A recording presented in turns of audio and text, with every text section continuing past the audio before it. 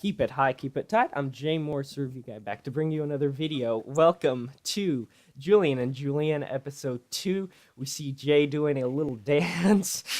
And today,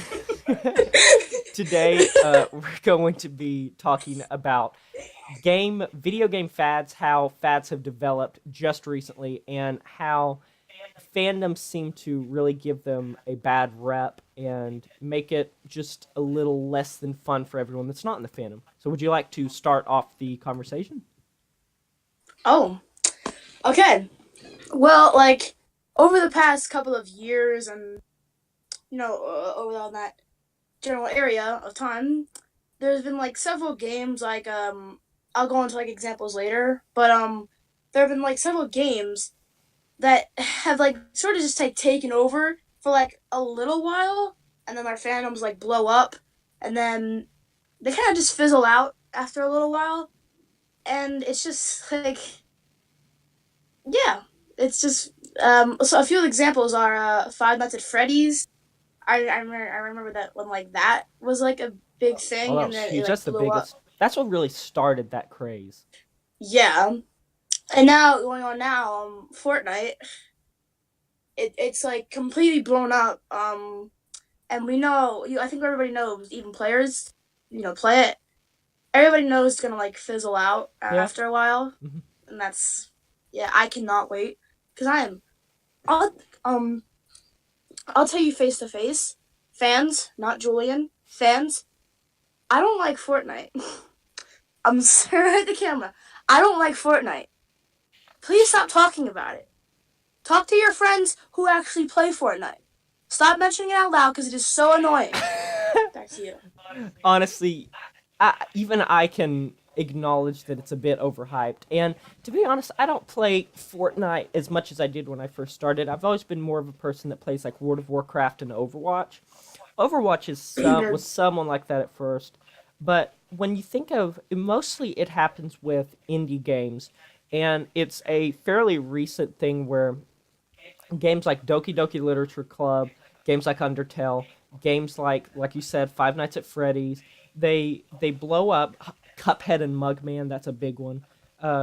They blow up, but Cuphead and Mugman, at least it has good animation and it's challenging.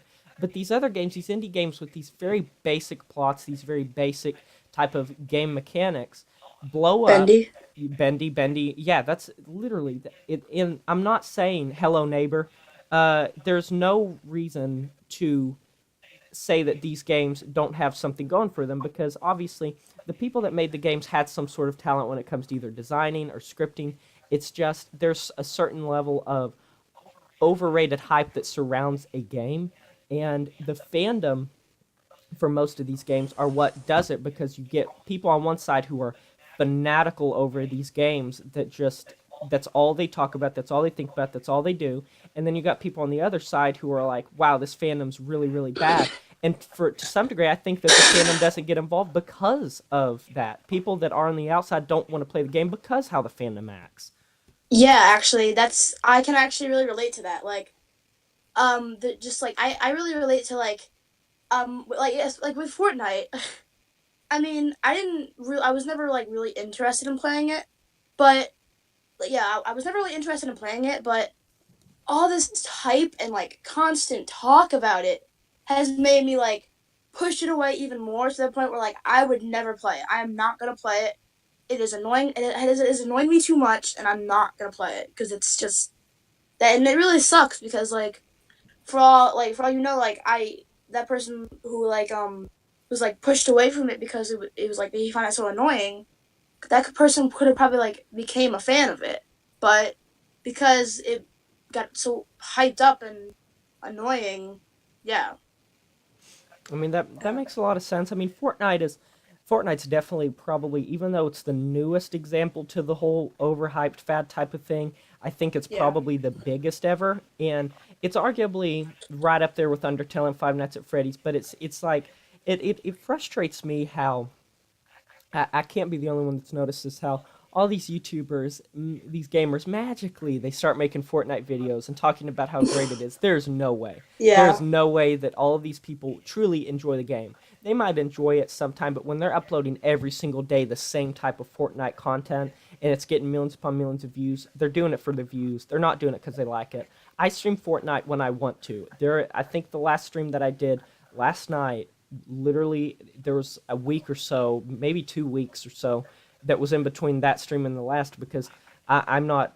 I could make a bunch of Fortnite videos and get a lot of views, but I just like playing it because I enjoy playing it. I mean, Yeah. Yeah. people take games too far.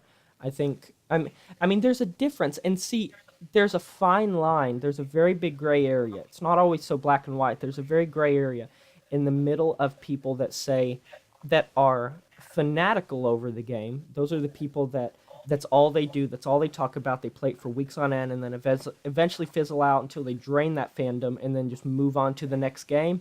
Then there's other people on the side of the fence on that fine line that just enjoy that game and say, "Hey, I think this is a cool game. I enjoy playing it." There's a difference Yeah. between those two fans. And I feel like the percentage of people that are on that fanatical side are not the necessarily the majority. They're just the ones with the loudest voices about it. And so that affects Yeah. the rest that just want to see the game succeed. Yeah, actually, maybe I think we should probably like even move away from Fortnite because it's like we talk about it so much, and there's like so many other examples. Like I said, Five Nights at Freddy's, Undertale was a big one. I think you mentioned that earlier. Doki Doki Um, Literature Club, Bendy, Cuphead. yeah, Bendy man is just I'm so I sick of never Bendy. got I'm glad it's over. I never got that game. I never understood what the hype was. I watched videos on that, and it's like, okay, it's not necessarily it's a neat concept and stuff, but if you're wanting to play a horror game, there are so many better horror games than that one. Like if you want Yeah, to be scared, I mean, I wouldn't mind playing Cuphead and Mugman just because it looks. I like the art style of it. And it looks in at least that one's yeah, a bit inventive with what it that does. looks pretty cool. Yeah, But like, I mean, I don't know. it's not like Five Nights at Freddy's where it's this simple topic that could be a fun game, but Yeah, it's almost the frustrating part isn't the fact of the game itself. It's the fact that the fans of that game make it out to be the best thing since sliced bread. That it's like the best yeah, game out there, and it's hilarious how you get these people. I am willing to bet you that a lot of the same people that are the ones that were on the train of Five Nights at Freddy's are the same ones that fizzled out and went to Undertale, and are the same ones that fizzled out and went to Doki Doki yeah. Literature Club. Actually, Because I probably. know people that are very fickle that just jump between the games as soon as they get hype. They jump the bandwagon and they just get involved with the hype, and they just do that over and over with each game. There'll be another. There'll be another after Fortnite. There will be another game like that. Oh, definitely. Fads are like never ending. Like each year, I feel like each year has like a big fad that blows up and like becomes so popular and then like dies within like a few It's months. yeah, it's just Like sad because it used to be it was a couple years. Now it's like every month there's a new one. yeah, it's like Pokemon Go. Oh, you don't hear Now, about like it I remember anymore. back then, it was like if you didn't play Pokemon Go, you were like weird. Like why don't you play Pokemon Go? Why don't you play Pokemon Go? But now it's like, oh, you play Pokemon Go? Like, wow, why? Like, there's other games now. Like, and fidget spinners are a good one too. That's somewhat not a game, but Yeah, that was fad. man, I feel like it's a whole cultural type of thing that it's like it's just not just fidget spinners. I mean, it's like this culture nowadays. It's getting worse and worse to where these games are coming and going like every month. And I don't care if there are legitimate people that like are diehard fans of say Bendy that just really love the game, love the art style, love the creator. I don't care about you standing by them, but it's almost hypocritical to talk about how anyone that plays any other game is not playing the right one when you eventually leave Bendy and go to the next big fad. It's like, yeah. I think I also want to talk about like how once like a fad blows up, or I guess there's not many examples of this, but like Five Nights at Freddy's, I want to talk about like how the first game was like a big success. I mean, it was a good game. It kind of blew up, it was new, and then it it was got fresh. so out of hand with like constant continuations that were just unnecessary. Like, for me personally, I liked Five Nights at Freddy's the first game. I thought it was like a pretty good game. The second one I thought was even better, really, because it was like more fun and had like more characters and everything. After the second one, I just didn't care. the third one came out. It did not look interesting. I think it was like Springtrap, one character, one villain, and and then four came out, And then and then World, Sister Location, and then all the books, and I was like, this is and then ridiculous. Five Nights at Freddy One World. game, yeah. It's like the Marvel Cinematic Universe, the Freddy Cinematic Universe. Well, not cinematic, but yeah. The It's fans like, treat it like it. yeah, and they do treat it like it and treat it like that, and I just think that's just like ridiculous. It all spawned from this like one game that became a fad, and then from there it just blew up and led to a whole line of just bad continuations and unnecessary ones. And I think that really shows like how bad, like, or I guess like greedy sort of, and how like just un like careless companies can be, like video game companies, where they like, sort of just like flush out anything they have when something blows up. So yeah, I mean, Uh, like Call of Duty, every time the new one comes out, it's a big deal, and even though it's like most likely not much different from Yeah, the previous one, yeah, no. the same game. I So mean, it also seems like a lot of these fads that come out are horror themed. If you think about it, like a lot of them have horror type themes in them. Probably the first one. I mean, when you think of games like Five Nights at Freddy's, Hello Neighbor, Undertale, Doki Doki Literature Club, these are game Bendy. These are all games that kind of have macabre, eerie type of feels to them. I don't know why that specific oh, genre. I And thought you said horror. oh no, no, no, They have like horror type themes, you know. no, no. I was like Um, but like, horror now that I themes. think about it, the first game that I can go back in my memory and really remember being this way was another horror game, Slender Man. That was, I Oh mean, my god.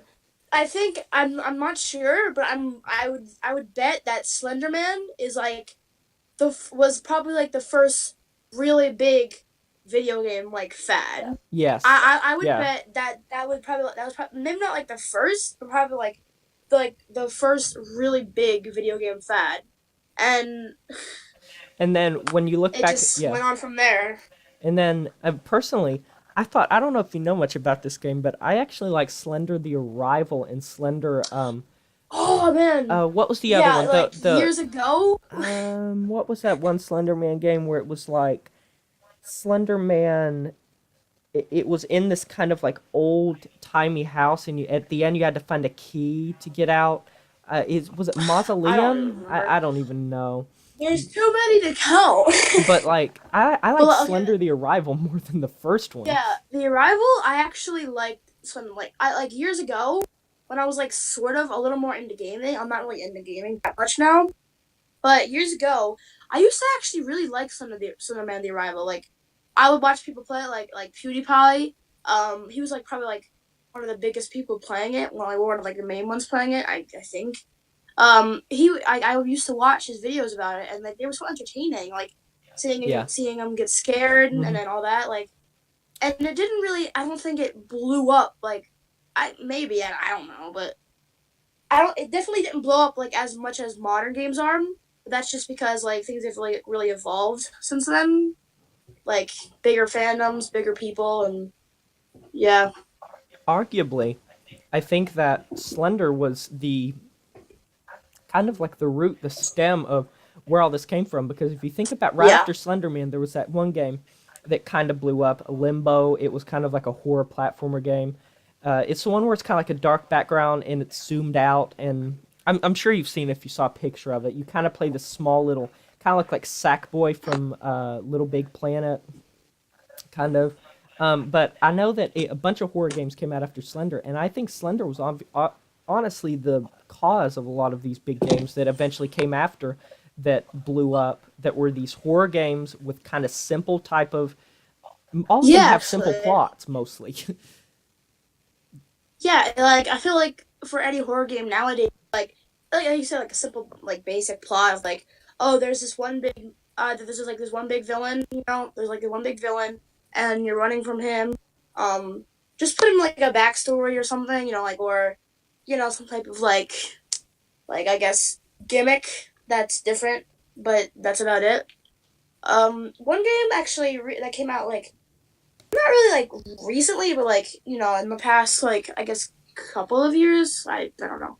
Was Emily Wants to Play, I've heard of and that. I actually really liked watching people play that game, and that looked like a pretty cool game actually. I got into that because like it was a lot of fun, and it was sort of like your basic horror game of like oh you're either running from something or you have to do something before the killer like gets you, but there was like there were like several different killers, and just like or like several different monsters or whatever, and just like Five Nights at Freddy's or Five Nights at Freddy's 2, each enemy had like a different way of defeating them, or like preventing them from attacking you, and that's what made it so interesting, or so much fun to play. Like you had to remember what to do for each enemy, and I thought that was really cool.